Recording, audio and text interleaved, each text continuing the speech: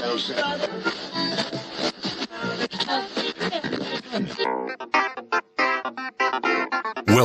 to the John Freakin' Muir Pod. Lace up those boots and sling on the pack for a romp through trails, short and long. With your host and Renaissance man, Doc. It's time to embrace the suck.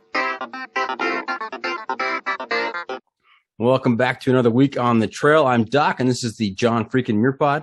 Let's start off with a reminder. If you are enjoying the podcast, help us out. Take just a minute and leave us a review on Apple Podcasts. And if you're not enjoying the pod, well, just go ahead and keep that to yourself. All right, let's get to this week's guests who are each on the podcast separately in previous seasons, and they are both favorites with our listeners. And though they came on the pod separately, they know each other from the trail. And there's a very funny story about that. I'm going to get to that story in a little bit here. Well, welcome back to the John Freakin' Muir Pod, Vaughan and Garret Hernandez. Always happy to be here. So in a podcast, when I pause like that, that's when you guys actually speak. So that's how it works. Yeah, it's kind of a back and forth kind of thing. Oh, we've been on trail too long. And from being on the podcast before, we go strictly by trail names. And so this will be the last time we refer to you as Ben and Garret. And let's just remind our listeners what your trail names are, because they're both epic trail names, and the brief story behind them. How do we decide who goes first? You go first. All right. I'm Scrapbook. Yes, right, you are. You are Scrapbook. That's right. All right. Scrapbook, Pacific Crest Trail 2016, Continental Divide Trail 2017, Appalachian Trail 2018, and now Long Trail 2021. Okay, and what is the story behind the trail name Scrapbook? Why Scrapbook? I love taking lots of photos. I like to have a camera with me at all times, and I collect a lot of little trinkets, lots of little odds and ends that weigh my pack down and are completely unnecessary, but because I collect lots of little doodads, take a lot of little pictures, I got Scrapbook for the memories. You know how it is. Right. And during the podcast, during our earlier podcast, I think I shortened your trail name from Scrapbook to Scrappy. I may do the same thing tonight if that's okay with you. That is A-okay. That does not bother me. Any iteration of Scrapbook, it's a long name, I get it. So whatever you want to call it doesn't bother me any. You also remind me of Scooby-Doo's nephew, Scrappy-Doo, so that that fits in just fine. All right, how about you, Ben? So I'm Ginger Ballz, and actually Scrappy. I call him Scrappy. I don't ever call him Scrapbook. I call him Scrappy all the time. He was there when I got my trail name when we first met on the AT back in 2018, and it started out like Old Man Ball. I just all these iterations. Sea stories. I don't know. It just went downhill. I'm hiking with all these young kids, and it just got very juvenile. And finally, it was just Old Man Ginger Ballz. So it was OMGB for a while, and then finally, it's like, you know what, Ginger Ballz, and then got shortened to Jeeves. So yeah, Jeeves, Ginger Ballz, whatever you want to call me. Okay, very good. And a little story before we get too far along here, and that is about 2 hours ago I got a notification that Ginger Ballz had entered the Zoom interview, the Zoom room, and I texted him. I said, hey man, you are 2 hours early. And he got back to me and said, oh dang, this whole time zone thing, you right? What's going on here? Yeah, I'm not used to being in the real world. Like, I don't know, all this like time zones, that doesn't matter when you're in the wild, so, right? Whatever. He also said he also said he had a whiskey in front of him, and I said, hey, slow down, man. I need you coherent for the podcast. Dude, I'm an old dirty sailor. I can drink as much as I need to do this. But and so I'm super red in this video. It's not because of the whiskey. It's like the lighting in my place. I don't know. Whatever. Yeah, sure. The lighting. Yeah. Yes, the lighting. Right. Yeah. It's the lotion. And the three of us are all here in sweatshirts tonight, a long sleeve apparel of some sort. And with your time zone difference, you are back in Colorado. Is that right, Ginger Ballz? I am. I'm living in Hot Sulphur Springs, tiny little town. I'm 30 miles from anywhere. Like, there's a gas station, no bars, no restaurants. I love it. It's almost, I just have a little tiny home here, and it's great. It's a long drive to work every day, but I mean, 30 miles, you're driving 70 miles an hour most of the time, so it's not that bad. Okay. And how cold is it out there right now where you are? Probably 25. 25. And that's why you have a long sleeve shirt on. Scrappy and I are about probably 10 miles away from each other here in Southern California. And we've both got sweatshirts on because the temperature dipped today. Right now it's probably 60 degrees out right now. So that's cold for Southern California. That's right.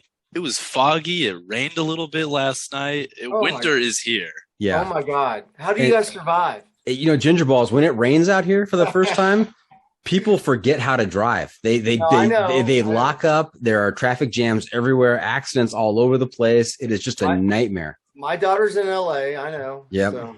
That's right. Pure anarchy out here. I know. I'm surprised you guys aren't wearing masks.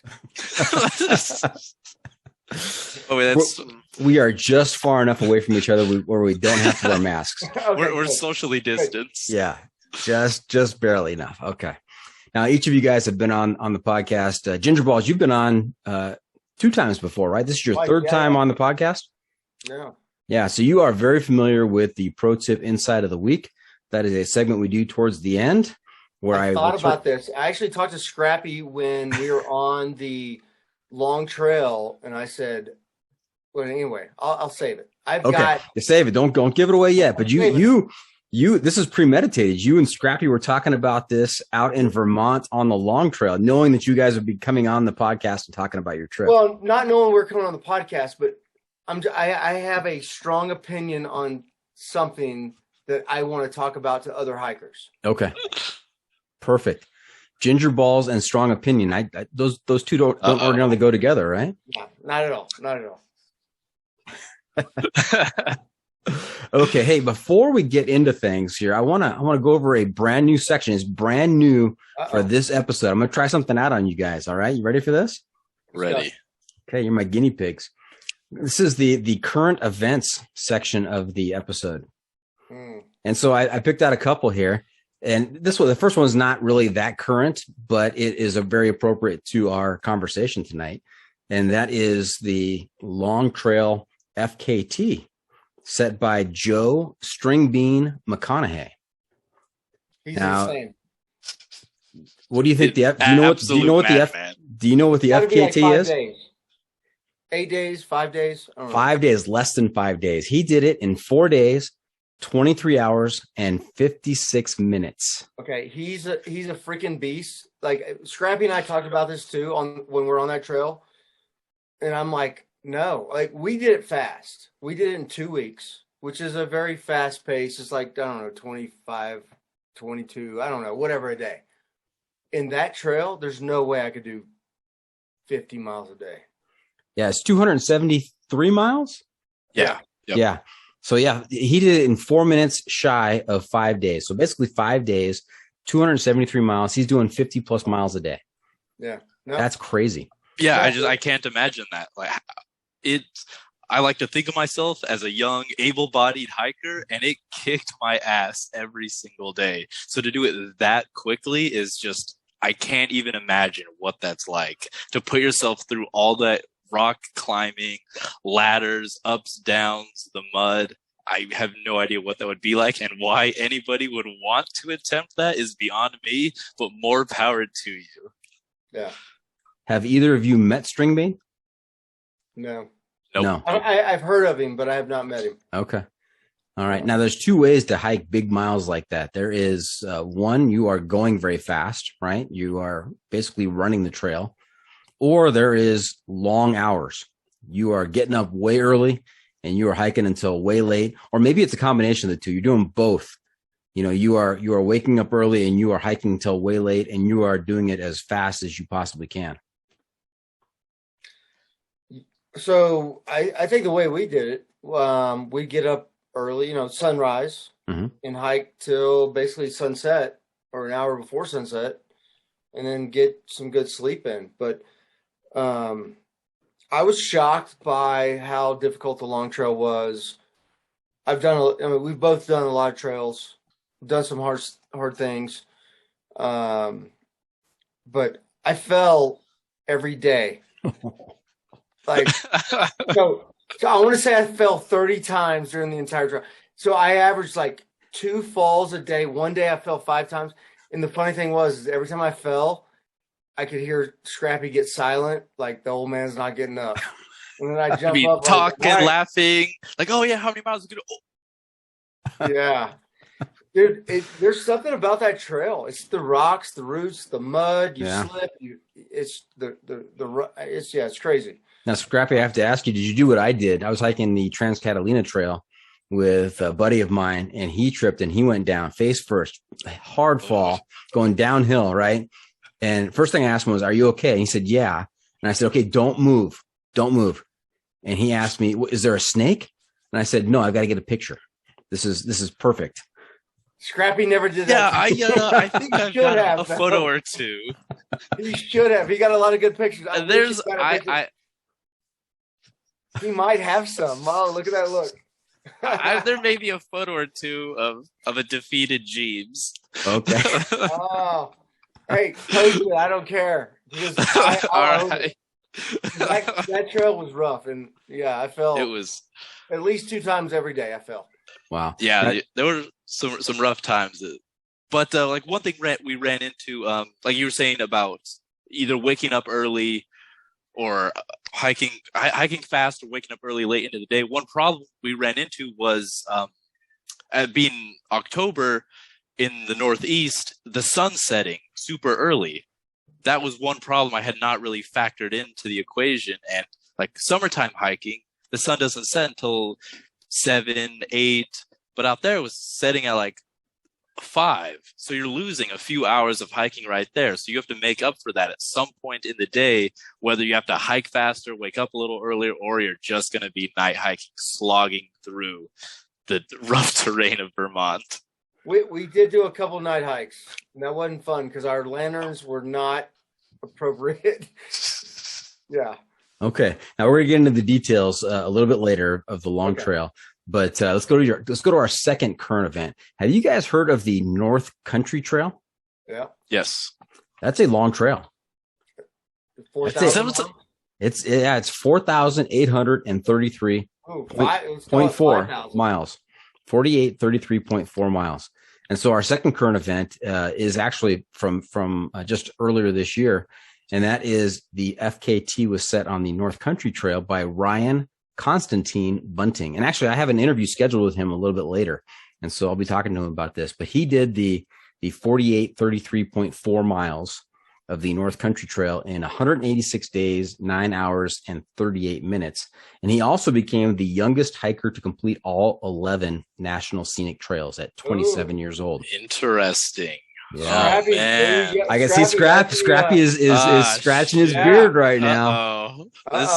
This is somebody cause down for a challenge concern. for you. Yeah, I'm gonna have to bust out the ultras again and get back out on trail. Yeah. Falling behind. And so for our listeners out there who may not know what the 11 national scenic trails are, let's just go through them real quick. And then you could tell me how many of these you've already done, Scrappy. All right, here we go. Because you're not even close to 27 yet. 24. 24. So I'm getting there. I'm getting on in years. You got 3 solid years before you lose out on this opportunity. Here you go. So AT, the Appalachian Trail, you done that? Got that one done. Check. PCT. Done. Oh yeah, done. Yeah. CDT. Easy day. Done. Got done. that So one. three out of the way right there. Okay. Right there. Easy peasy. Yep. The North Country Trail. I don't have that one yet. Not yet, because there's 4,800 miles for you. Okay. The Ice Age Trail. No, don't have that one. Don't have that one. We're gonna do that. We're gonna do that this year. I have a plan. Right. We'll talk about okay. it. All right. We got it. We'll knock that out. The Florida Trail. No, but from what I know about Florida, I'm probably okay on that one. Okay. It's pretty flat. I think the high point is 20 feet. So yeah, but swamps, I don't think that makes up for it. Yeah. Do you wade through the swamps with the gators? You're either in the swamps with the gators or road walking. So that's another one. Like if you want to do it, have fun, but I'm probably okay on that one for a while. Okay. The Potomac Heritage Trail. I don't know that one. I'm out of the loop. I'm a little rusty. Maryland? Yes, and I think just from the sound of it, I think that's Gotta be. it's got to be a shorter trail too. I don't think it's a huge trail. The Natchez Trace Trail. Alabama. I've only recently heard of that one. Yeah, I want to do that. It's Alabama. It's like it takes you to the PCT or somewhere in that Pinhoti, Natchez Trace.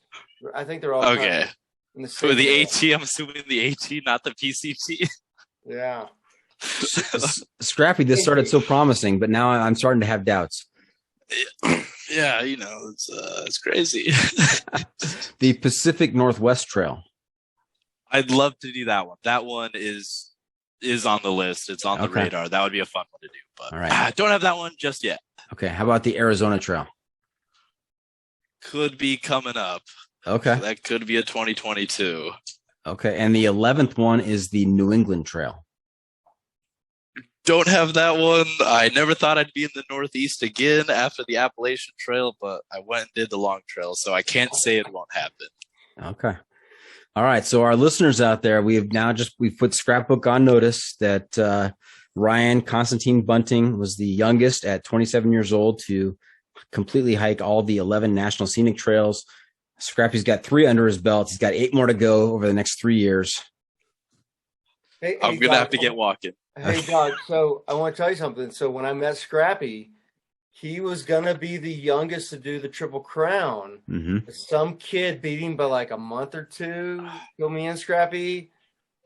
Yeah, Oil Can. He's got me beat by like it's something. The math works out to like a couple of weeks or something. It's exactly. so close. Here's your opportunity to claim the youngest to do whatever. That's right. For redemption. This is it right here. Next 3 years, you just need to quit your job. Just walk. And walk. Yeah, before you reach Ginger Balls and Doc age, you need to get some of the youngest records there. Oh, hey, yeah.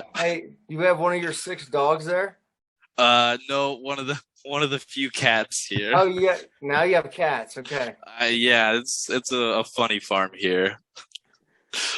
The zoo.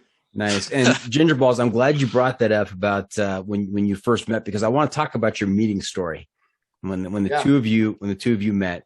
Now, for our listeners who are regular listeners, you probably get tired of this story because I've talked about it a number of times, even on episodes not involving Ginger Balls and Scrapbook. I brought up this story as just an example of expectations and, how people prepare for trails. And so I love talking about this story, and maybe I've built it up in my mind as something that really wasn't that special, but no, it's a great story. I tell the story all the time. Okay. All right. Good. Scrappy, Good. do you want to tell it or do you want me to tell it? No, you have to tell. This is okay. a story. Go ahead, to tell. Ginger Balls. All right. So I quit my job, sold everything, show up at Emma Falls. I'm hiking the AT. But you need to tell them what your previous job was. Oh, I was in the military for 22 years. So he's got a military mind. He's got a military background. Right. I'm like, I'm this factors into the story. It does. Yeah. I agree. Okay. I'm prepared. So Yes. I've got a 40-pound pack sticking over my head. I've got 3 of everything. Because, in the military, you got first one fails, second one fails. You always have backup. And then, you go through the little meeting at Emma where they teach you how to shit in the woods and leave no trace and all that. And like, oh, yeah, got it. And then Scrappy walks in. He's got a pack about this big. And I'm like, this kid's going to die. Like, I'm glad he's starting on the same day I am, because tomorrow I'm probably going to have to save his life. Yeah. And Ginger Balls, for those people who are listening to this and not watching on YouTube, Ginger Balls put his hands together about the size of a large burrito at a Mexican restaurant. That's how big his pack was. Like a Chipotle burrito. That's right. Pack. And I'm like, this kid has no idea what he's doing. And so we met that day, and then we just started hiking every day. And now I know, every day Scrappy would break down my pack like, you don't need that. I'm like, yeah, I do. Yeah, I do. I'm telling you, man, like, I don't want to tell you what you need or don't need, but I've been around a time or two. Let me tell you, this piece of gear not going to work for you. But hey, if you want to keep it, keep it. And so as the AT went along, I got rid of a lot of stuff, and I was probably down to, I don't know, 30 pounds or something by the end. So I shed like 10 pounds, but I was beat up at the end. And now I hike. I'm not as ultralight as Scrappy, but I'm comfortable and I can handle what I need. So yeah, and let me just set the scene here, because in my mind, this is how it works for me: is that the two of them show up to the starting point of the Appalachian Trail, Namacola Falls, and they're looking at each other. And this is Ginger Ball's first long trail, and he is military background. He's got two, three of everything in case the first one fails. He is prepared. He's got a 40+ pound pack, huge pack. Scrappy sees him and says, "Oh, this guy," in his mind, he thinks this guy's never going to make it. I mean, that's just way too much stuff. Like, look at that house on his backpack. He's never going to make it to Maine. Yeah. And Ginger Ballz is looking at this young kid at the beginning of the AT who's got, a 12, 13 pound pack, nothing there. And he's can't even buy a beer. Yeah. He's thinking, oh, this guy is never going to make it. So they're both looking at each other with the same thought in their head. This guy is never going to make it. And the funniest part to me is that Ginger Ballz is looking at a guy who is starting his third long trail. This is the last one to complete the Triple Crown. Scrappy's been around the block a few times, and he kind of knows what he's doing. But the fact that they're both thinking that, this guy's never going to make it, that's just hilarious to me. Hey, I was ignorant. I was ignorant to the hiking community. I just basically showed up to Namacola and said, "Let's go do this." And I thought I knew what I needed, but I met some great people along the way, and you learn. That's the thing. You got to accept the fact that you have to learn. You learn from other people. Yeah, for sure. Yep. That's exactly what happened. It just I saw this guy with his woodland beanie and his big orange Osprey backpack. I was like, this guy. Okay, so that's a pretty accurate picture then in my mind. I haven't romanticized 100%. It or built it up too much. That's actually pretty real. 100%. Okay, good. Hey, let's talk about gear a little bit. I've got another new segment that you guys I don't think you guys have participated in. I call it the hiking pole. And it's not POLE, it's POLL, hiking pole. Oh, yeah. Yes, it's kind of cute, right? Yeah. Yeah. A little turn on words there, yeah. Yeah, what do we got? Okay, so I've got four different categories I'm going to ask you about. I'm asking you to take a position on either side of. Here we go. Boots or trail runners? Trail runners. Trail runners, absolutely. Boots. Nobody wears boots. You'd be a damn fool to be out there in boots. Yeah. Scrappy, laying it down. You'd be a fool. Okay, so trail runners. Triple Crowners wear trail runners. Is that pretty accurate? Very accurate. Yeah. Okay. Tent or a tarp? Tent. Tent, yes. Do I want to be a tarp guy so badly? But tent is the way to go. I don't like bugs. Exactly. My Z-Pack weighs 1 pound. So why? It's for two people. Why not? Yeah. You guys ever cowboy camp though? When you have the opportunity, when the conditions are right? Oh yeah. Yeah, cowboy camping's awesome. Not on the long trail.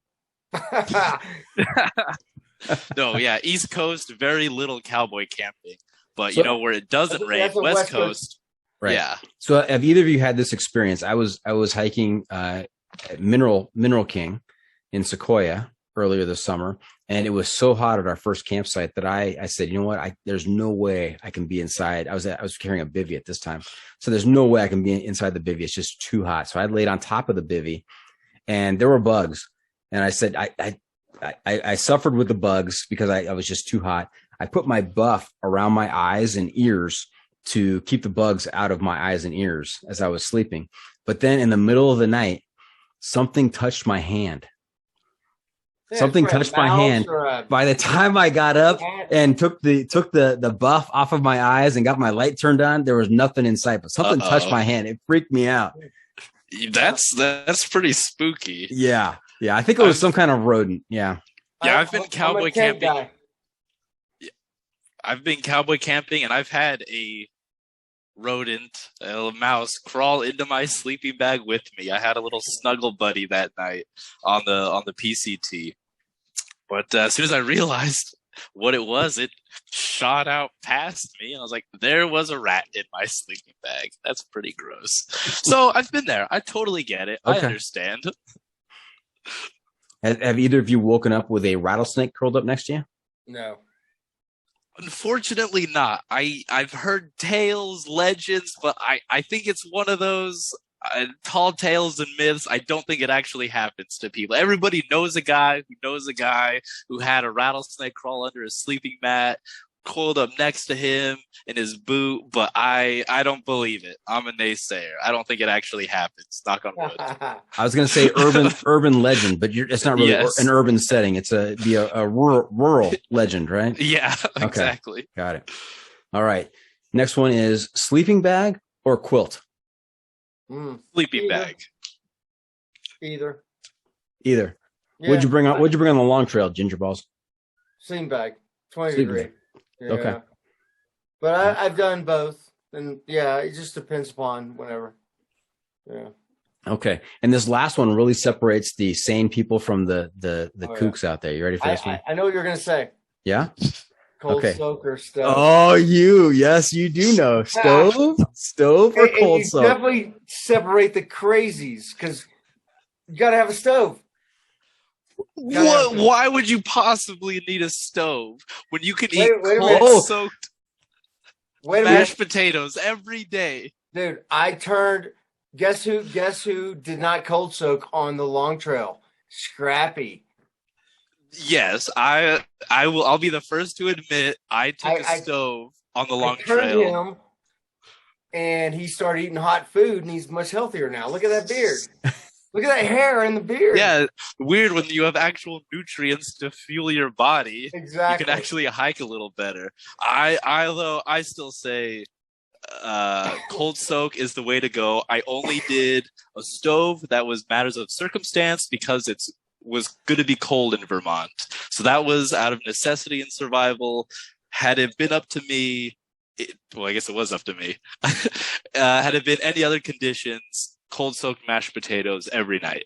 The only food source a hiker needs. So I have talked to a number of people on the podcast here who swear by cold soaking. And so they convinced me I'm going to give it a shot. I even talked to Aaron Mayhew of Backcountry Foodie, who gave me all kinds of cold soak recipes. Doc, you're going to hate your life. And I gave it my very best shot. I tried. I tried this summer to do cold soaking, and I made it 3 days. And I said, I've got to have something hot. Are you kidding me? Right. Thank you, Doc. Thank you. See, in my mind, in my mind, all it is like, oh, I warmed up this food earlier, and then I let it cool down for a few hours, and now it's time to eat it. If you got to play mental games, that the same thought? If you got to play mental games with yourself to be able to force that down, that's revealing right there. Oh, exactly. It's not prison. It's tough out there. Like, let's go through it, but have a little bit of some heat. Heat up your food or your coffee or your tea or whatever. And John or Doc, I'm sorry. I think I turned Scrappy this season. He's eating healthier. Okay. He's not drinking the mushroom coffee yet, but not quite there. But he was taking some collagen, and he started eating some I don't want to name the brand, but dehydrated meals in a packet where you add hot water. Uh-huh. Yeah, so I think I turned him a little bit on the long trail. Well, it must be working, because the last time I saw Scrappy, he was clean shaven, and now he's got this big thick beard. Getting close. He's getting close to Ginger Balls. I'm feeling a little bit the odd man out here, because there's no way I could grow facial hair like either. I think his beard is due to his nutrition. Yeah, it's got to be. I got turned on to collagen and all kinds of other minerals and essential this and that, adding micronutrients, macronutrients, and there's definitely something to it. I'll give Jeeves that. Well, the guy was in the Navy, so he's got to know a thing or two. That's right. Couple things. Okay. And continuing our gear talk, we've got a segment called the Must Bring Gear Review, sponsored by the Ultralight Backpacking Gear Company Outdoor Vitals. And here's how it works.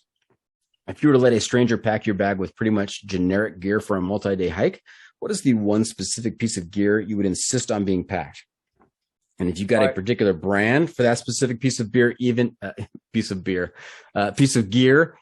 better. And so, Jeebs, I know that you are itching to talk about this. What is your must bring piece of gear out there? So, just a little shout out to look at that jacket right there, that green one. Mm-hmm. You know who that is, right? That's Outdoor Vitals. That's the best puffy I've ever had. Nice. That's right. You heard my promotion, or we talked about it at your last interview, and you went out and got yourself one of their jackets. Yeah. So I listened to the interview you did with the founder of it. Mm-hmm. And Tayson Whitaker. Mm-hmm. So I was like, all right, let me try it. So that puffy right there is the best puffy I've ever had. I used it on a couple trails this year. I wear it every day here in Colorado. Love it. If you need a puffy, highly recommend it. And the pillow they send you is the best pillow out there. Not comfort-wise. I mean, yeah, pillow's a pillow, but it lasts. Like I've used that pillow longer than any pillow I've ever used. Ever. Nice. So love Outdoor Vitals. Nice. I want to make sure that the founder, Tayson Whitaker, listens in on this episode to see the kind of reach I have. Yeah. No, seriously, man. His gear's legit. I like it. Actually, I think I have a sleeping bag from them too. I don't know. I can't remember. Anyway, gear I have to have. All right. So here's I'm gonna get on my pedestal here. Okay. So in the outdoor industry, 85% of the people quit because of injuries due to the wrong shoes. And I'm not gonna put a brand. God. Yeah, you know what I'm saying, Scrappy. Oh no. Oh yeah. Boy. So people are in the wrong shoes and they get injured and it ends their through hike. Now, I'm not throwing a brand out there. I'm not going to stand on that. But you have to get the right shoes. Thinking about, so I used to work in a retail industry where I sold shoes to triathletes and marathon runners. And it's always based on your foot pattern, your supinate, pronate, or your neutral. That's the shoe you get, and it keeps you from getting injured. You don't get plantar fasciitis, IT band issues, shin splints, all that. The hiking industry has not reached out or not accepted that. They just put shoes out there and like, yeah, you have to have these because they have a wide foot box. I'm looking at you, Scrappy. You have to. I got wide feet. You need to have one. No, you've been suckered into the marketing. So anyway, the shoe, we're not mentioning brands here. The shoes he wore lasted 200 miles. The shoes I wore lasted 800 miles. I took a picture of them next to each other. My shoes, I could still wear them now if they didn't smell like dog. But his, after 200 miles, holes all in them, blown out. Oh, he succumbed to the marketing. And I'm like, no, there's a better product out there. That's what I'm saying. But you're not naming the better product. You're not naming the better product though, Ginger Balls. I don't get paid to do that, but I have a product that I like. Okay, but they are they're trail runners. All right, I'll go ahead and say it. Salewa drop lines. Salewa drop lines. Okay. Yes, that is the shoe. They've given me free shoes. Now I buy their shoes. So now I have a choice. What do I want? I buy Salewa drop lines. They'll last forever. I don't get injured, but that's because they work for me. Mm-hmm. Every hiker needs to find the shoe that works for them, not get suckered into marketing, and then 200 miles later, your shoes blow out. I have a feeling this is going to be point counterpoint. I can't wait to hear Scrappy's rebuttal here. The shoes, this brand that will remain nameless, that let's just say every hiker wears them and knows them. Sure, they may have a certain durability issue in the toe box. That could happen usually after 500 miles, but this just goes to show 200 miles. I have a picture of your shoes and my shoes. Go ahead. Sorry to interrupt. I think it just goes to show how tough the long trail is. I've gotten many miles out of my shoes, but the long trail just destroyed my relatively new pair of popular trail shoes. That's because you're walking around LA doing whatever, going up to the Hollywood sign, easy hiking. Then in the real world, in the real hiking world, your shoes got destroyed. I hiked the same pair of shoes, Superior Hiking Trail, then Long Trail, 600 miles easy. And those shoes worked. And yes, yours did not have any points of failure. And they look good. And they look good. All right. And they look good. Now, Scrapbook, this became counterpoint on trail runners, right? But did you have another piece of gear that you wanted to share as your must bring piece of gear, or were you also going to talk about shoes? No, okay. I'm always down to, especially with Jeeps, to argue shoes. That's how we spent a lot of our time out there on the long trails, just yelling at each other. Days upon days, yelling at each other about shoes. Okay. But I would say I got turned on to sit pads, and it's a luxury item, but man, is it nice just to not sit directly in the dirt. A little sit pad, I've got a piece of Z-Lite mattress cut many times, so it just got a couple of little sheets on it, and man, I love that thing. I take it on day hikes. Carried it most of the AT and the entire long trail, and it's going to come with me on any other hike I do, because the sit pad is the way to go. You can feel like you're sitting on a couch when you're out sitting in the pouring rain or the hot, dusty trail on a little sit pad. It's a luxury item, but I'm going to say essential to keep morale up. Okay. That's going to be my point, and I'm sticking to it. All right. I have a confession. I was on that Mineral King Loop trail this summer with my cousin and her fiance, Yahtzee. So Bindi and Yahtzee on the Mineral King Loop Trail, and he had a sit pad like that. And I made fun of him for the first day and a half. I called him bougie, and oh man, look at that. Who brings a sit pad out here? And then he offered it to me one time when we stopped, and I was like, oh, I got to get one of these. This is good stuff right here. It is. Once you use it, there's like kind of no going back, because I could sit in the dirt. My primal ancestors sat in the dirt for thousands of years. I can do it. And then it's like, oh, wait a second. I can be comfortable? I don't know. I'm just saying. Sit pad is the way to go. Okay. Ginger Balls, did you have a sit pad? No, hell no. Hell no. I made fun of Scrappy for his sit pad. And there he was, sitting in the dirt like some kind of Neanderthal, whereas me, a sophisticated, civilized person, sitting on my little... Hey, Doc, it's the difference between L.A. and the rest of the world. He needed his bougie sit pad, and I'm like, you know what? I'll sit on the dirt. I'm fine. We're built a little differently, a little higher society here in LA. Hey, we're wearing sweatshirts and it's 60 degrees out. That should give you some indication. It's like a blizzard out there. Cold, I'm not stepping outside. Brisk. All right. Hey, what was your base weight on the long trail? Let's see. Before I got a fuel canister, it was. Oh, we need to talk about that.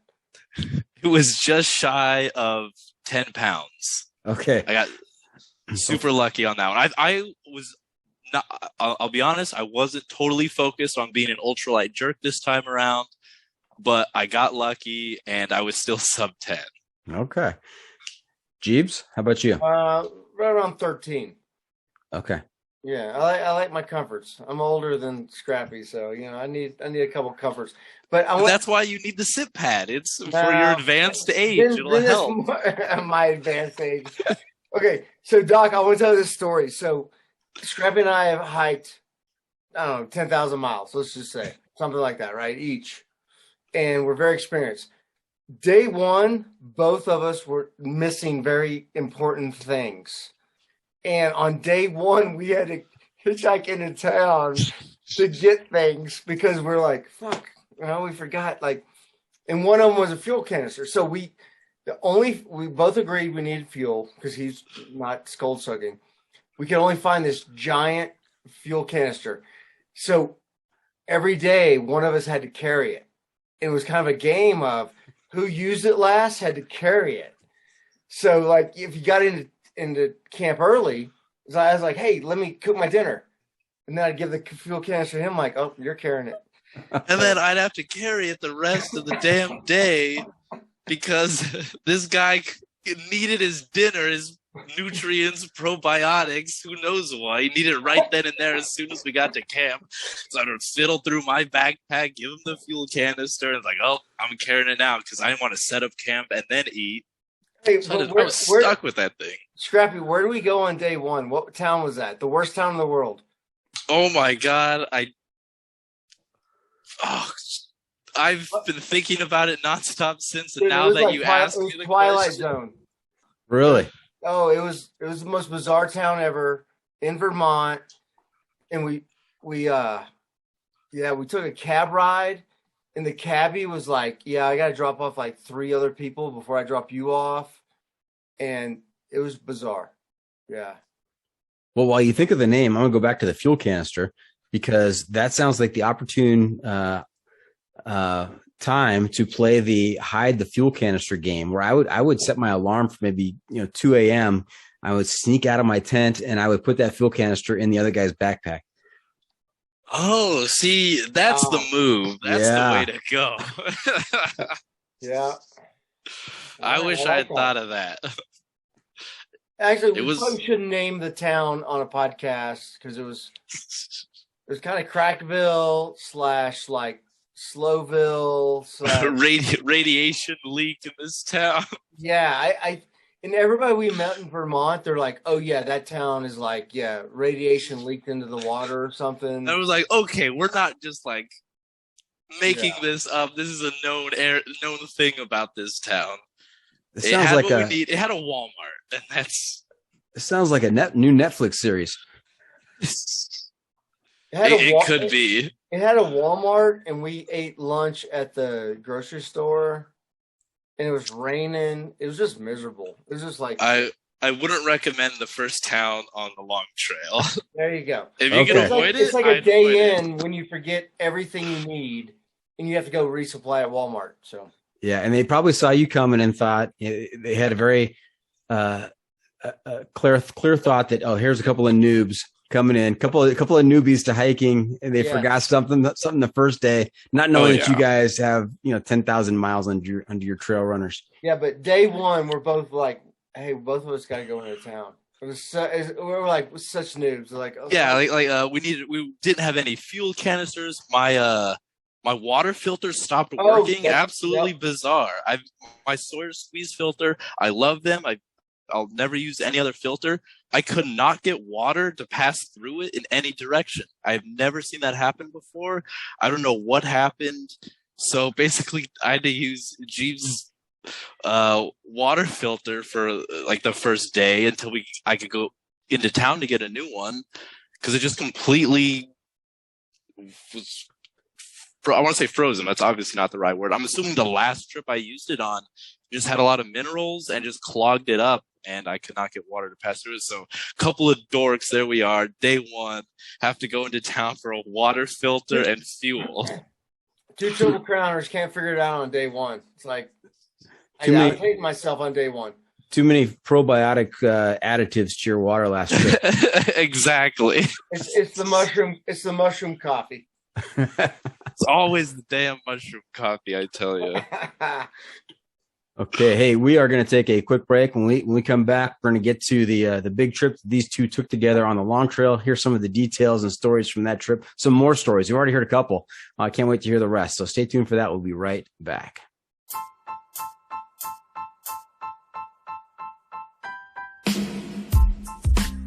The John Freakin' Muir Pod is sponsored by Outdoor Vitals, the ultralight backpacking gear company whose mission is to improve the mental, physical, and emotional health of mankind by facilitating impactful outdoor experiences.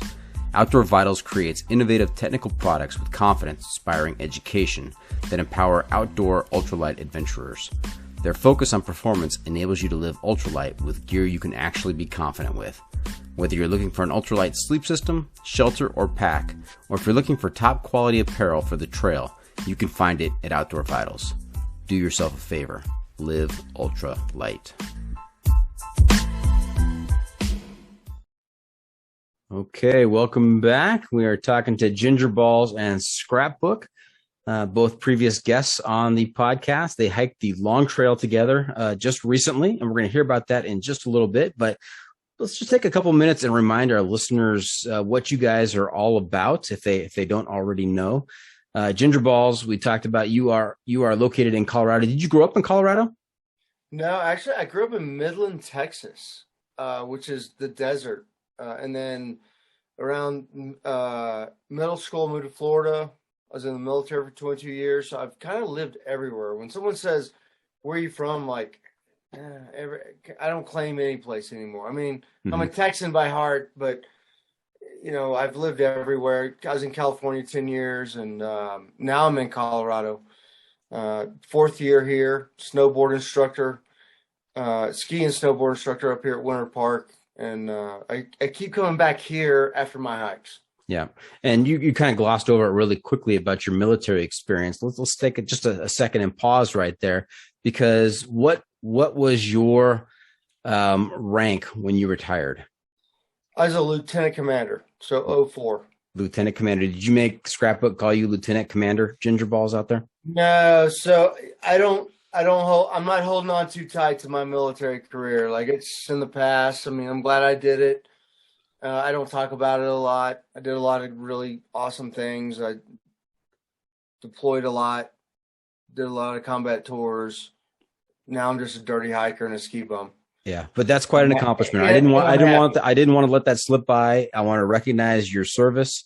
I appreciate that, and the fact that you rose through the ranks to lieutenant commander. That is quite an accomplishment. Congratulations. Yeah. Actually, I enlisted as an E1. Got kicked out of the house. Didn't graduate high school. Enlisted, and then found my way through the officer ranks. And it was great for me.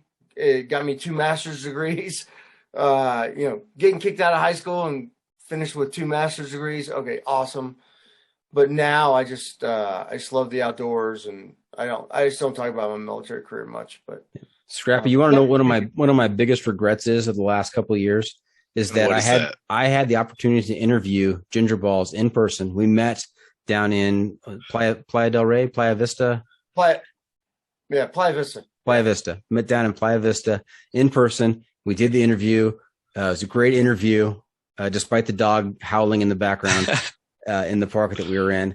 And then we shook hands and went our separate ways. And I got in my car and I said, I did not get a selfie with Ginger Ballz. I didn't take a picture with Ginger Ballz. We should have. I know. We missed that opportunity. Yeah. We're gonna have to do another in-person interview the next time you're out here. Let me know. Hey, dude, I'll be in LA to see my daughter soon. So okay, perfect. Perfect.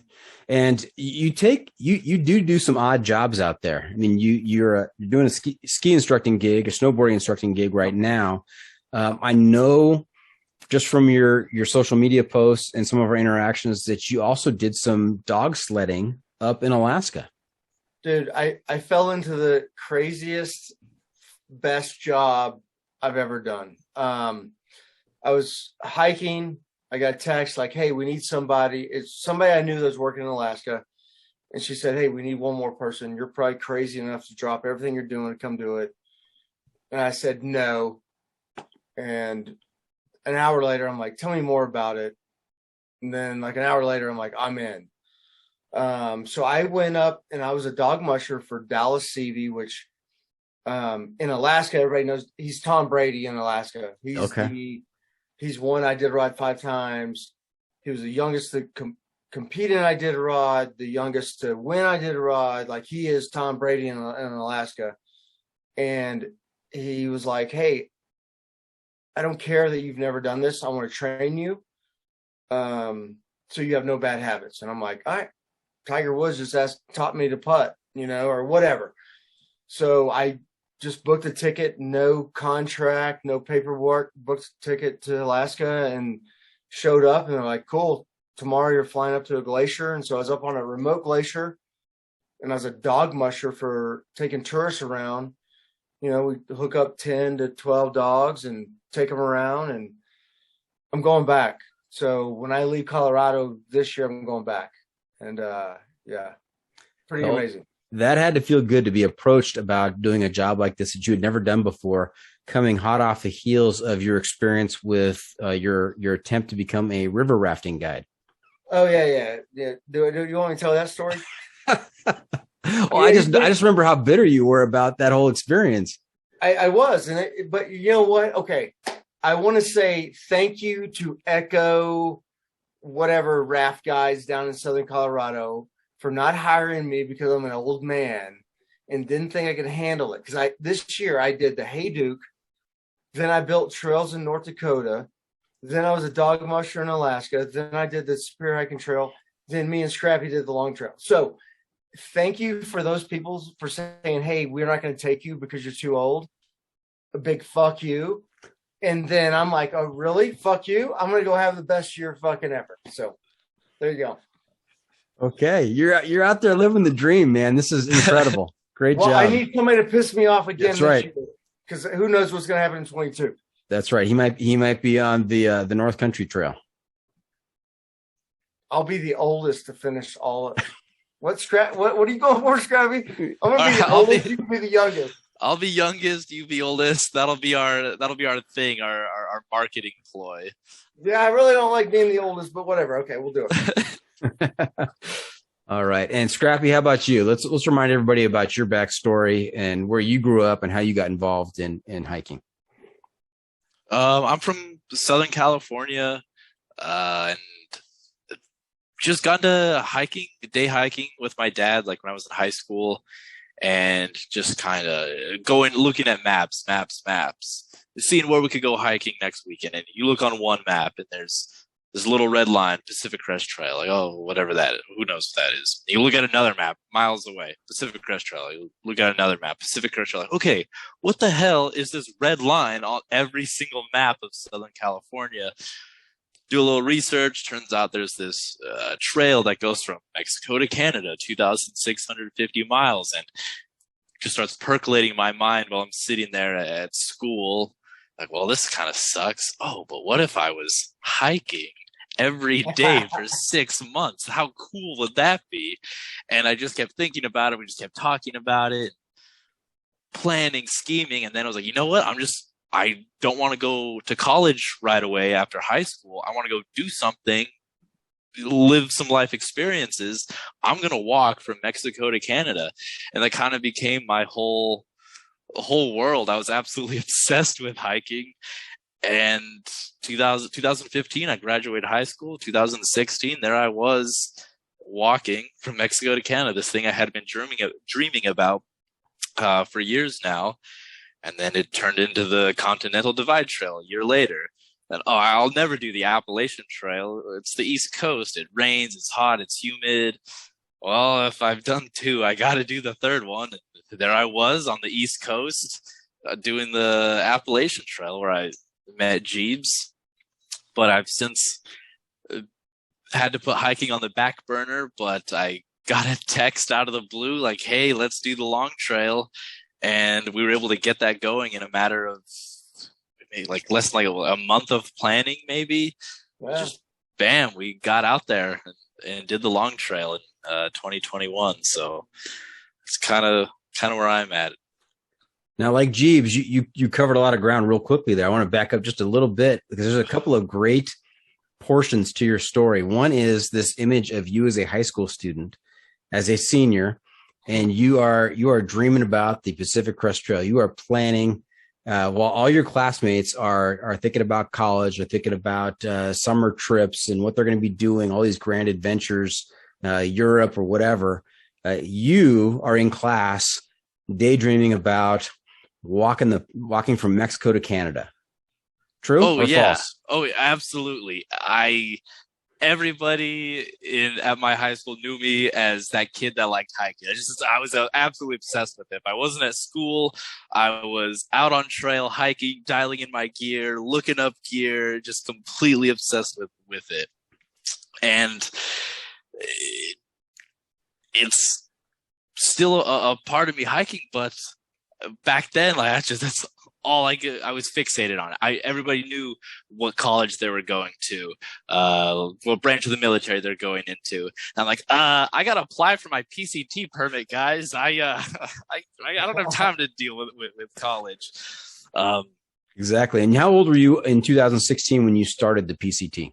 I was 18. 18, and that's the other image that sticks with me from your story, and that is you convincing your mom to drop you off at the Mexican border on your own to start a 2,600-mile hike. I can't even imagine what the conversations leading up to that sounded like, but you did it. You convinced her to drop you off at the border. I was able to do that. As she describes it, I just kept talking about it.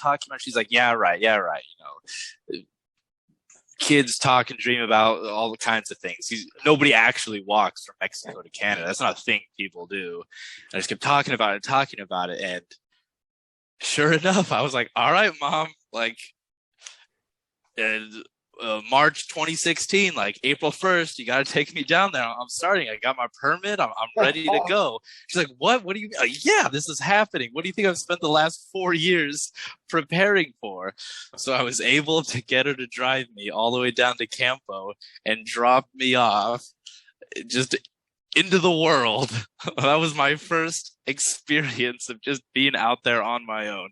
That I was able to convince her. I was not able to convince her to let me skip my graduation in 2015 to get a late start and and start late of 2015. But she said, I have to go to my high school graduation.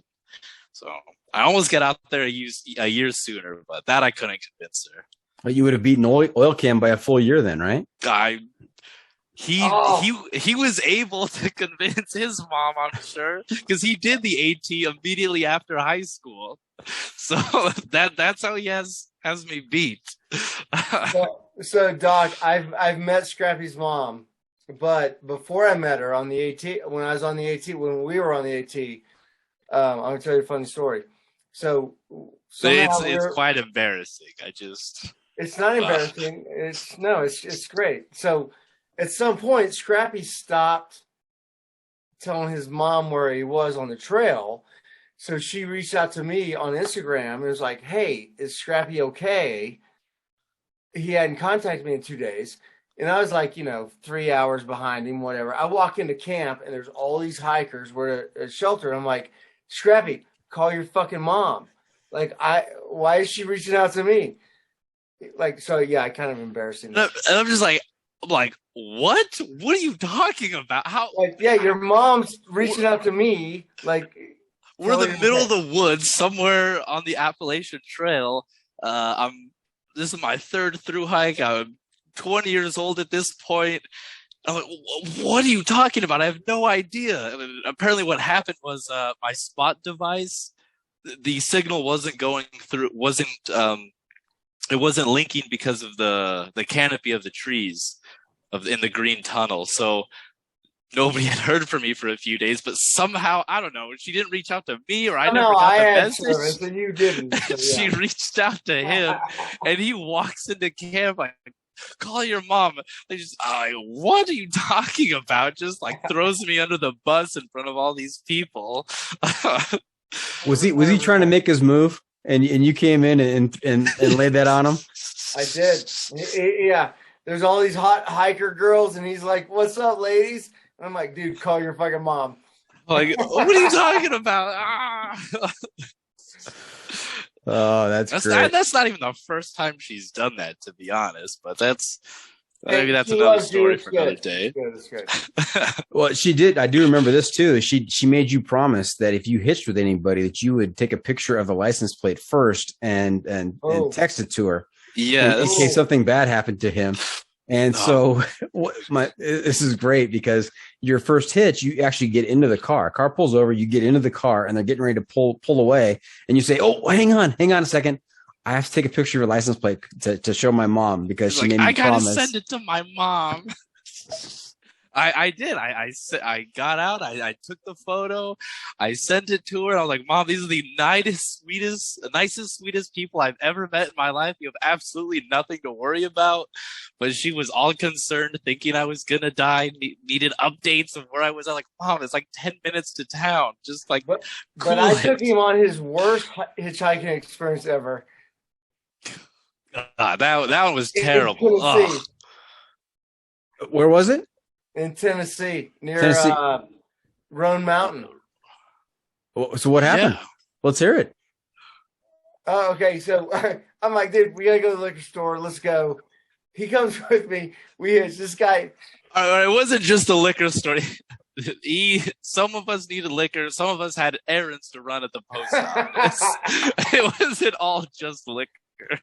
There were real world errands that had to be ran. Is that a disclaimer in case Mom's listening? I kind of, it might have been the local meth dealer picked us up. It might have had to drop some stuff off on his rounds. Oh, wow. But he got us to the liquor store. Eventually, yeah. And he got us back. But in between that was a little sketch. And Scrappy's like, wasn't comfortable. Took a couple pictures. And but we're here. We're fine. We survived barely. That was some rural country that guy took us to. When the car turns off the main road and just starts driving deep into the backwoods of Tennessee and starts telling you stories of what happens to people that tell about what happens out here in rural Tennessee, not a spot you want to be in. But there we were.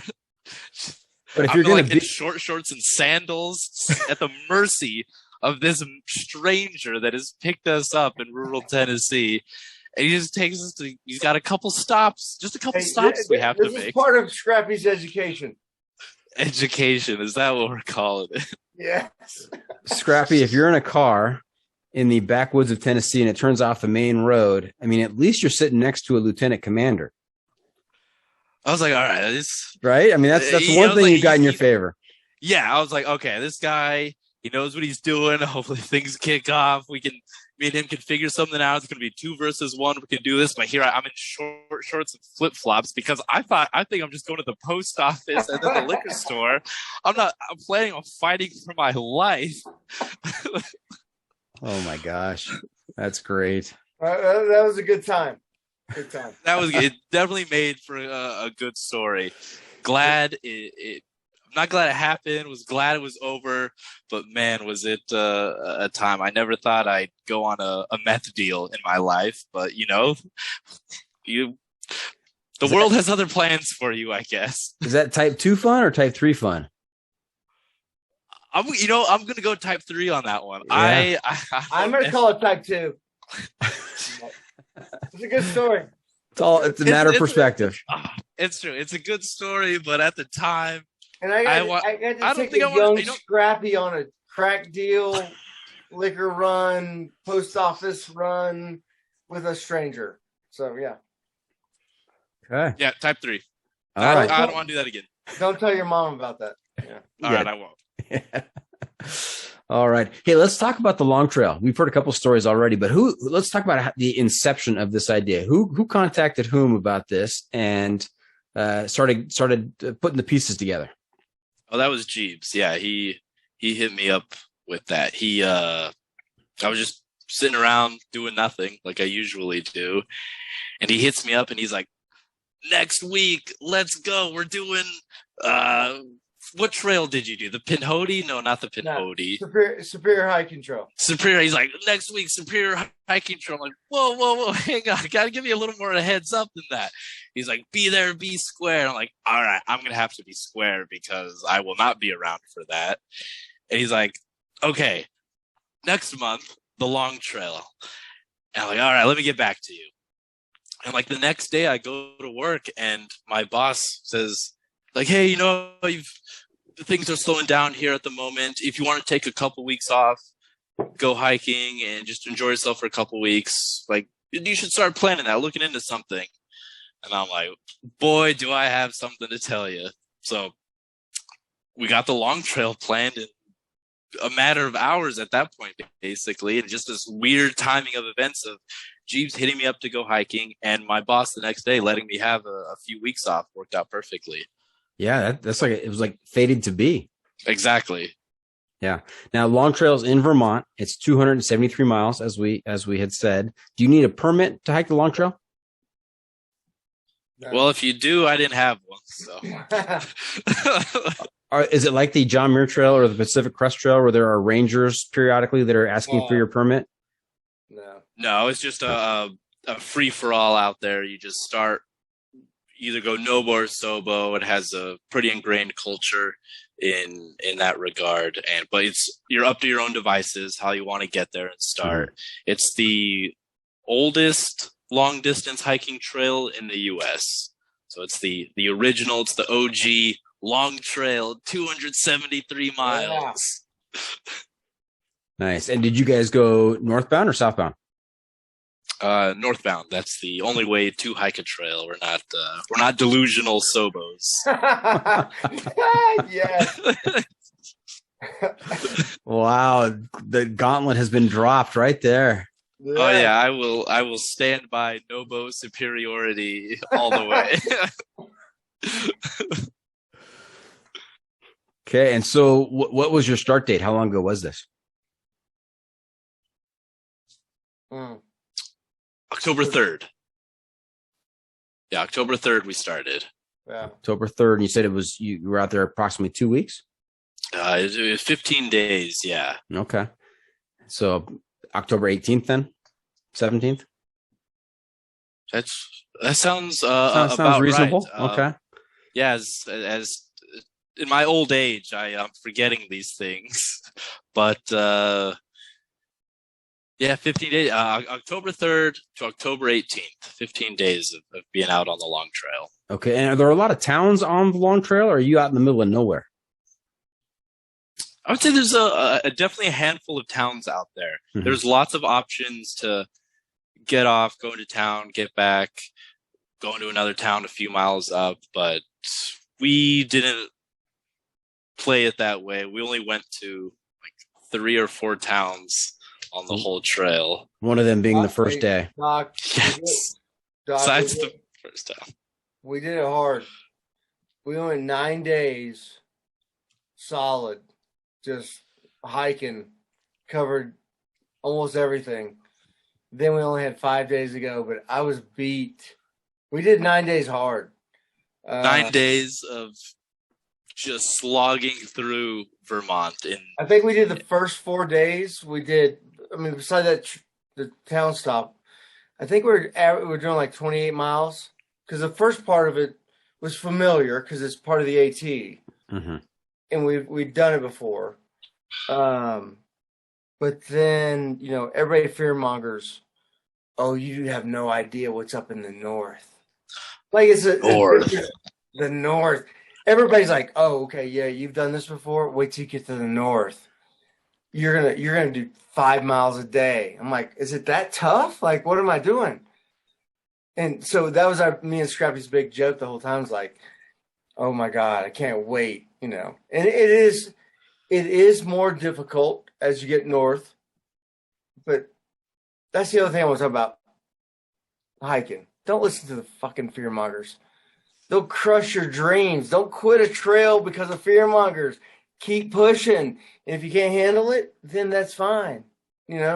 Back off. But yeah, we had people telling us like, oh, you'll never make it. On day 1, in the first shelter, we met some people that were going Sobo. And we said, yeah, we'll probably finish this in like 2 weeks. And they're like, oh yeah, that'll never happen. Best we've ever heard is 19 days. And like, all right, like Scrappy and I weren't on we're not racing. We're just hiking, but hiking hard. And, but yeah, they're like, yeah, there's no way. You can't do this in 2 weeks.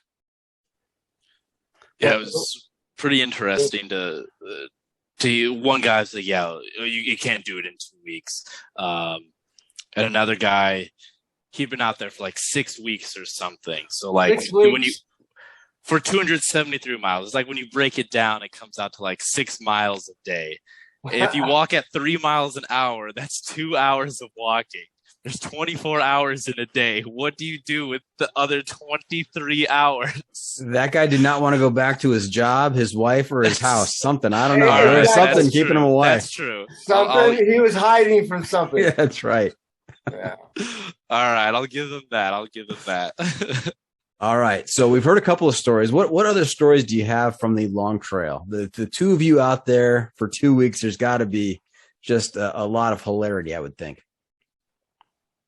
Besides me falling and him like gasping, like, is the old man okay? Broke a hip. Yeah. Doc, I want to say that I think Scrappy joined. Scrappy, I'm sorry. I think you're going to agree with me on this, but I think he joined me because he had something to prove to Vermont. Oh man! Right. On the Appalachian Trail, allegedly, so they say, there may be a photo of me having a breakdown on the trail in Vermont. Because of mud, cold. So Vermont, as some know it, also Vermud, because there's this constant layer of mud that just covers the entire state of Vermont. In the summertime, it's ever present, and in the wintertime, it just gets covered by snow. So there's just mud. And when I was on the AT, just after days of slogging through mud, I was like, you know what? Today's the day. I'm putting on clean socks. I slipped immediately after putting on clean socks, and my feet dunked into just these thick mud puddles that are everywhere on the trail. And I had a little bit of a breakdown. I was just done. I was like, I can't do this anymore. Why does anybody hike out here on the East Coast? It's terrible. It doesn't rain on the West Coast. Why would anybody choose to be here? I don't understand any of this. So there's a photo of me at a weak point in my hike. So being out there on the long trail, I had to prove that I could do it. I had to be strong. So I came prepared this time. I was ready for rain and mud. Now this episode is going to air next Monday. So in 6 days. It's going to be a bonus episode for season 3. People are really looking forward to it. They're excited to hear from you guys. Any possibility that I can get pictures from you, Scrappy, of your mental breakdown picture, and also you may or may not have pictures of Ginger Ballz during his falls. I'll see if I can get some photos to you. Okay, very good. Send them. I'm fine with it. I want a picture of me feeble in the mud. I'm fine with that. It shows the true nature of that trail, man. Yeah. I'll get some photos to you. It's gnarly out there, man. But I came a little more prepared. I was ready for some colder temps and ready for the mud. So my initial plan was I was going to hike in sandals this time. That was my radical idea, my thought, because the thought process being when you're hiking in shoes and socks, you step into mud, water, it takes forever here for everything to dry out. But if you hike in sandals, your skin is waterproof. The sandals will dry out and you can just keep walking.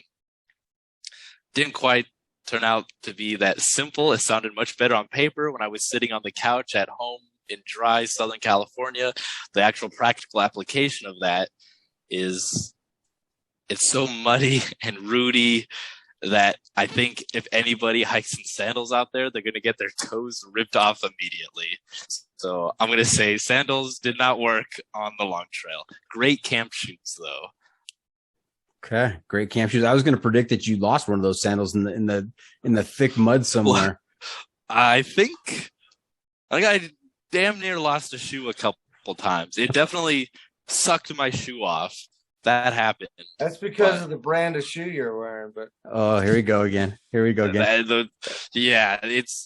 I don't want to talk about that brand you're wearing, but Now, Ballz, you did the Hayduke Trail. And you also, you had to heed by the quicksand warnings. I remember from Yes. your time on the Hayduke.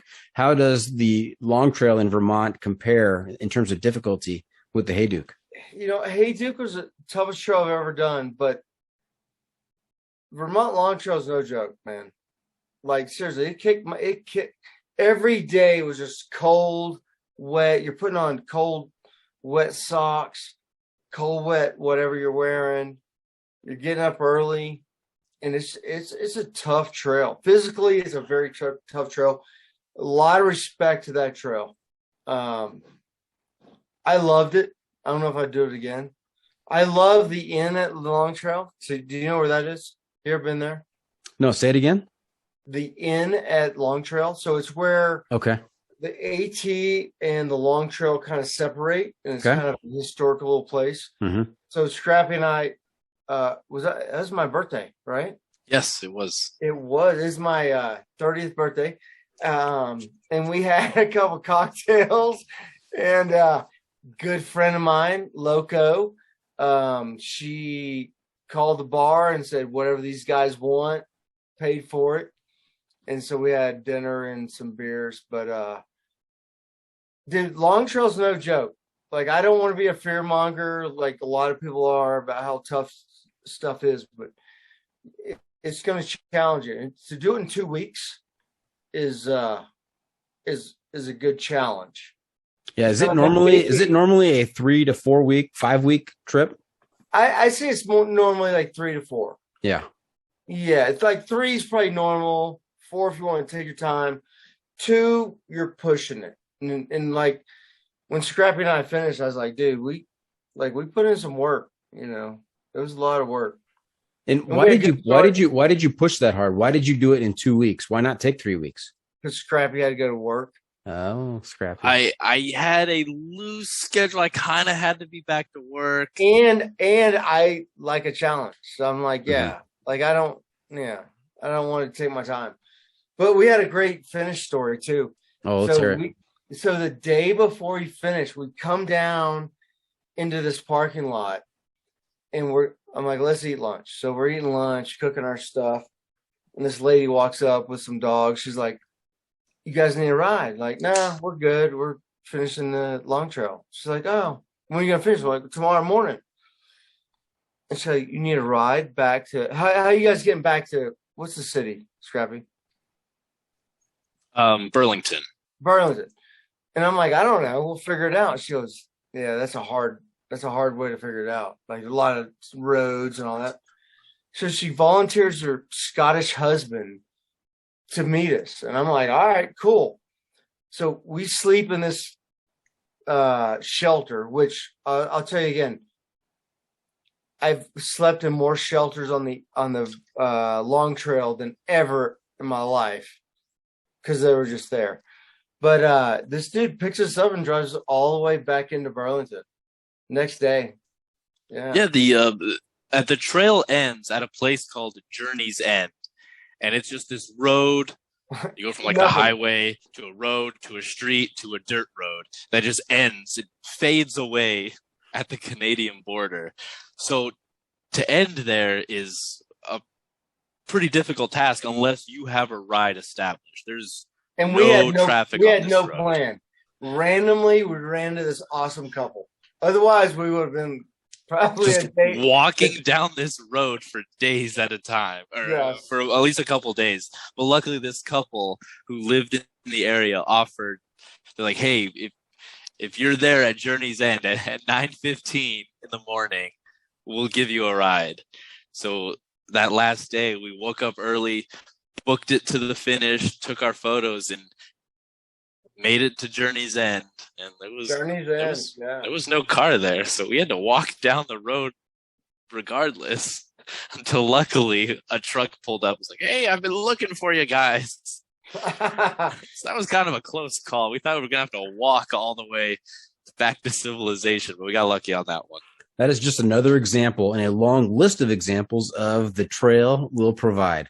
Dude, 100%. The trail provides. Yep. All right. Well, hey, what is next for you guys? What's the next challenge? All right, I'll start.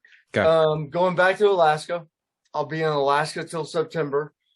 And then I haven't talked to Scrappy about this, but Ice Age Trail, September-ish, but I don't know what your plans are. So if I do Ice Age Trail, I'm going to start up in Minnesota and do Borderland Trail and then drop into Ice Age.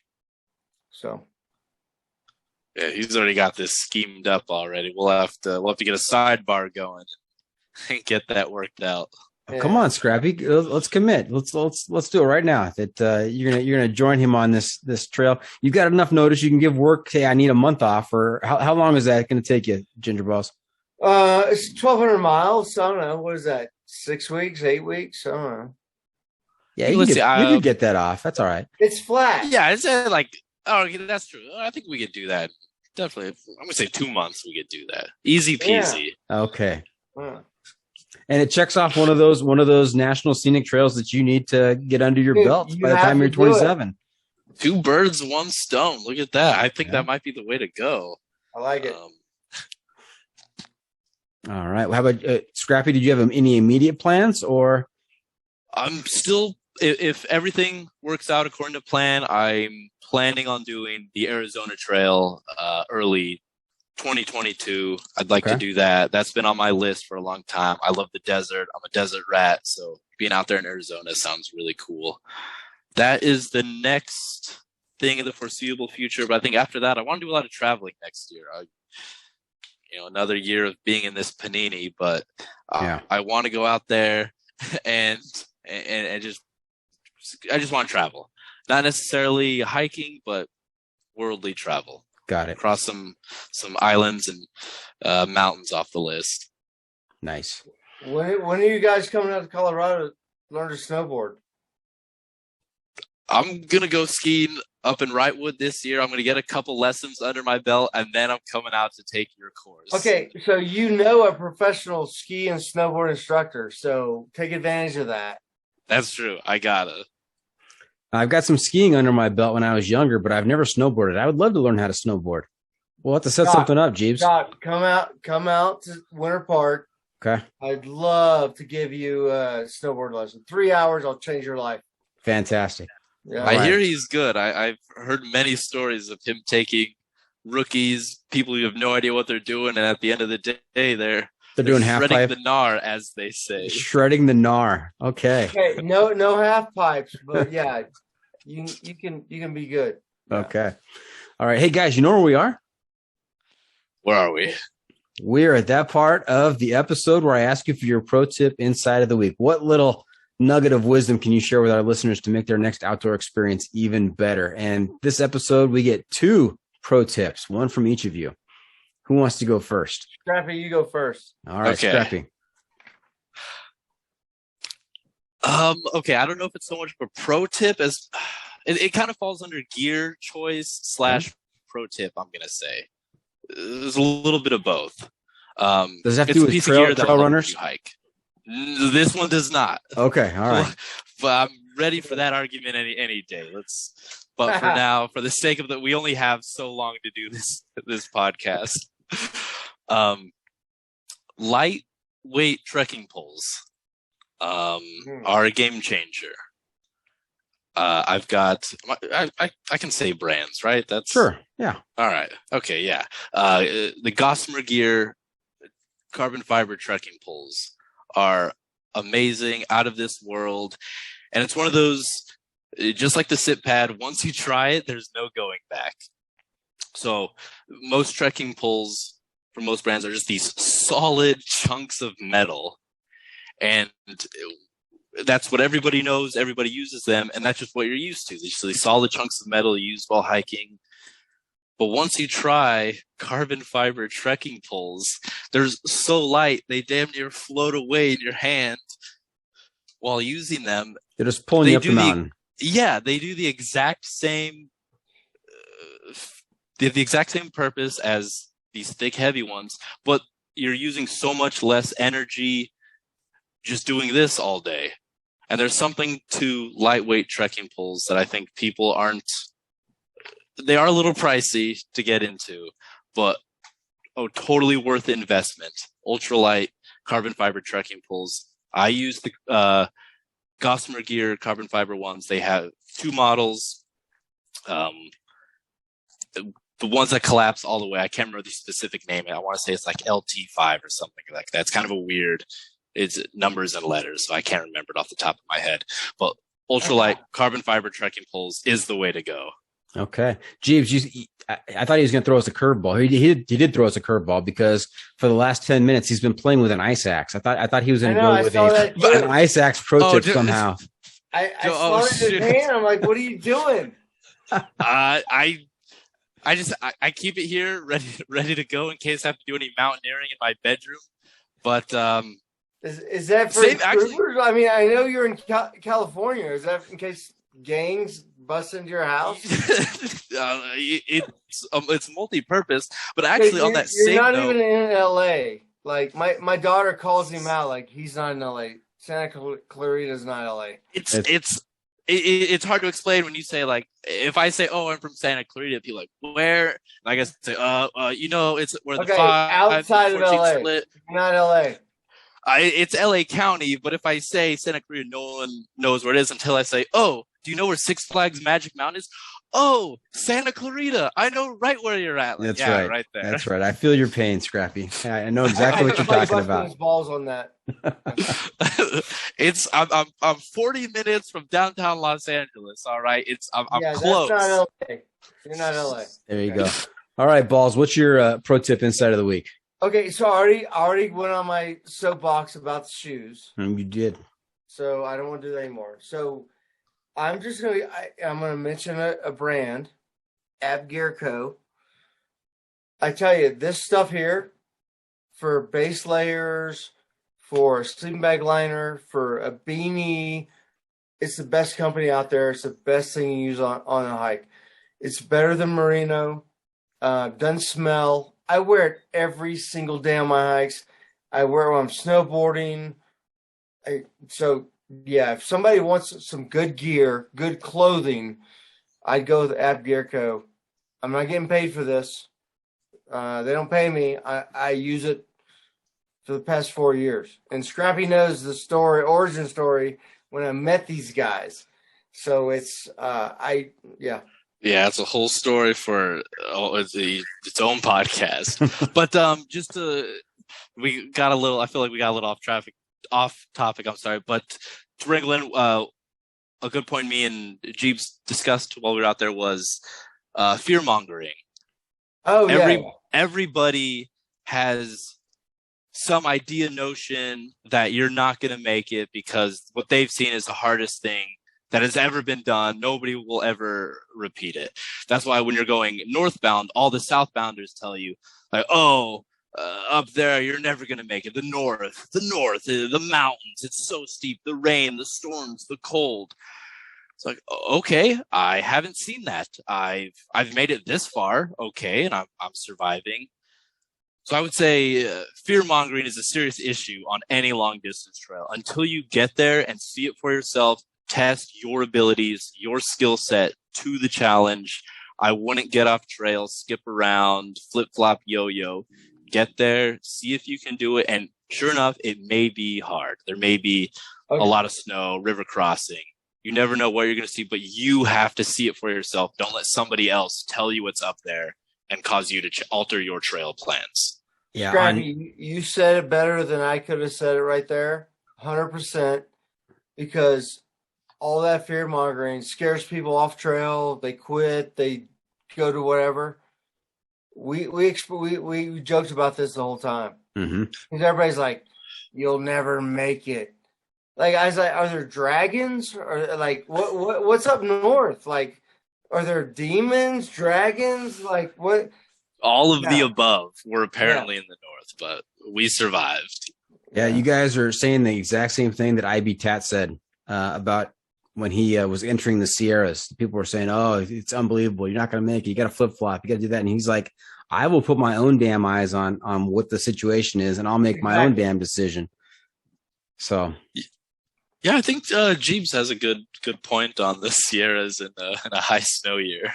Oh yeah, yeah. I mean, I got frostbite involved, right? Yeah, I did. That's right. We But talked it was about the that same last thing. time. Everybody's like, "You'll die if you go in." I'm like, "Well, okay. If I choose to go in, I die. That's on me. But I don't think I'm going to die." But I went in, and I made some bad decisions. Got frostbite, came out, went back in. I'm like, all right, cool, let's go. Okay. Very good. So there you have it. That's it. This episode is just about in the books. Hope our listeners enjoyed our time with Jeeves and Scrappy. I want to thank them for joining us this week. Guys, how can our listeners keep up with you on social media, and where can they find updates on your latest adventures? I'm still on Instagram, Hiking Guy Garrett. That's obviously I like hiking, and my name is Garrett. So combine the two, that's what you get. Beautiful. And I'm on Instagram at hiking_ginger_B. Like, I don't want to put ginger balls on my Instagram. So yeah, Very, very tasteful, sir. Yes. I'm trying to be professional. Keeping it wholesome for the children. My mom likes it. Nice. Remember to check out the pod on social media as well. We are on Facebook, YouTube, Instagram, Twitter, and TikTok, even though last time I said TikTok, Ginger Balls called me a teenage girl.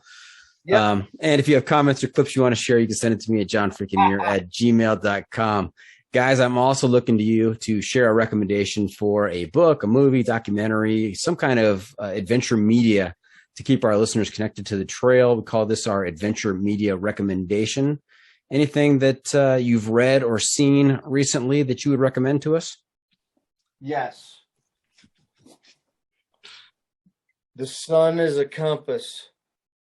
Nice. Who's it written by? You're gonna read that. It's too small. My eyes are too old to read that. All right. Written by Caroline Van Hemert. Okay. Amazing book. Yeah. The Sun is a Compass. And a brief synopsis. What's it about? So a couple just kind of took off from America, went all the way up through the passage up through Alaska, and dude, it's crazy. Okay. Yeah. Put it on your Christmas list. Here we go. There you go. Sun is a Compass. Sun is a Compass. How about you, Scrappy? This one I can't take credit for. This is all Jeeves. He turned me on to the book, The Comfort Crisis. Oh, yeah. Oh, man, that book kind of has changed my whole view on... Dude, that's why you have a beard now. That is why my early primal ancestors had beards. I'll have a beard, too, just like them. It's The Comfort Crisis by Michael Easter. Just goes into how modern life is making us soft.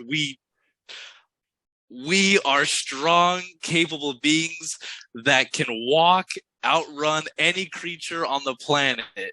Yet here we are sitting at home, not walking anywhere, in our cars, in our homes, our societies and civilizations. And that book just talks about how humans have spent the last few 100,000 years developing and evolving to be primal machines. And yet the last couple 100 years, here we are living in these cities that twist our mind, constant exposure to noise and light, how it affects everything. What'd you say? Earphones on. Quality audio. All right. My early primal ancestors probably didn't have these. I wish they did. I just bust your balls, man. I love you. Comfort Crisis. Would Comfort recommend. Crisis. 10 out of 10. Outstanding. Yeah. Okay. And hey, before we wrap things up, I've got one more segment for you called What Have I Not Asked You that you're dying to tell us about? What did we miss? About hiking or about what? Anything you're dying to tell us. I've never been happier giving up all my comforts. Yeah. Like I live in this tiny little, if I could show you guys where I live, like it's tiny and I just work all day teaching snowboard lessons and riding if I don't have a lesson. I come back here, and today I made elk stew all day long, and I'm happy as fuck. I don't need a big house. No one needs it. There you go. Simplify. Very nice. How about you, Scrappy? Anything we left out you want to talk to us about? I can't think of anything off the top of my head. I'm glad I got to talk about the comfort crisis because when he told me about that blew my mind, and it's kind of changed my perception these last few months. Just where I look at things and think about my body, what I put into my body. It's kind of, I've been telling everybody I can, like, have you read the book? Okay, listen to the audio book if you don't have the time to read it. So we were able to talk about that. And so I don't think I have anything else. Okay. Well, that's so I've done two things for Scrappy. Okay. He's better, and he's listened to a great book. So that's my job in life. You've made an impact, Ballz. Very good. Very good. That's a wrap from the John Freaking Muir studio. Any shout outs to friends and family, guys? I think oh, sorry. You go ahead, Jeeves. No, I have nothing to say. Go ahead. I'm going to say thank you to Jeeves. This is all his doing. He's put me in contact with you. He's the one who got me out there to face my demons on the East Coast and be out there on the long trail. And here we are doing the podcast again. So I have to say thank you to Jeeves for getting me out there. Glad I got to hike with you and spend your birthday with you out there. See you next year, man. All right. Next year. Nice. Thank you for tuning in. Always remember, the trail is the trail. It doesn't care if you want to go downhill. It doesn't care if it's almost dark and you're looking for a campsite. It doesn't even care if you spent the whole day trying not to listen to the fear mongers. The trail is the trail. Embrace the suck.